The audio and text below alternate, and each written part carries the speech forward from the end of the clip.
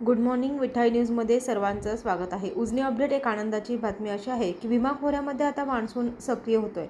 बऱ्यापैकी पाऊस आज भीमा खोऱ्यातील धरणांवर तसेच भीमाशंकर परिसरामध्ये पडलेला आहे। भीमाशंकरला 54 मिलीमीटर पावसाची नोंद आहे। खिरेश्वर 7 मिलीमीटर, खंडाळा भागामध्ये 43 मिलीमीटर पावसाची नोंद झाली आहे। भीमेवरील चासकमान धरण परिसरामध्ये 66 मिलीमीटर पाऊस पडेल। याचबरोबर डिंबे व अन्य धरणांवरही पावसाची नोंद आहे। घोड प्रकल्पावर 12 मिलीमीटर पाऊस नोंदला गेला आहे। याचबरोबर पळसदेवला 48, निमगाव केतकी 56 आणि संसरमध्ये 82 किलोमीटर पावसाची नोंद आहे। भाटघर आणि विहिरीतही पाऊस नोंदला गेला आहे।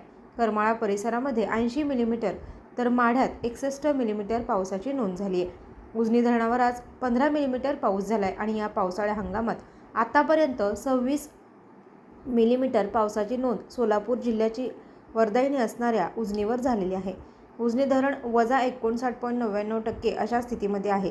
धरणातून एकूण पाणीसाठा हा 31.52 इतका आहे। धरणाचा प्रवास मृत साठ्यामध्ये सुरू आहे आणि मृत साठ्यातील 32.14 TMC पाण्याचा वापर झालेला आहे। काल सोलापूर जिल्ह्यातील अनेक ठिकाणी मुसळधार पावसाची नोंद झाली आहे। सांगोला, पंढरपूर या भागातही चांगला पाऊस झालाय। भीमा नदीकाठी पावसाची नोंद आहे। मागील 24 तासांमध्ये बाष्पीभवनाची नोंद झालेली आहे। 6.18 मिलीमीटर पावसाची म्हणजेच 54 लक्ष घनमीटर इतक्या पाण्याचं बाष्पीभवन झालंय। दरम्यान पुणे परिसर आणि धरणांच्या परिसरामध्ये चांगला पाऊस सुरू झालेला आहे।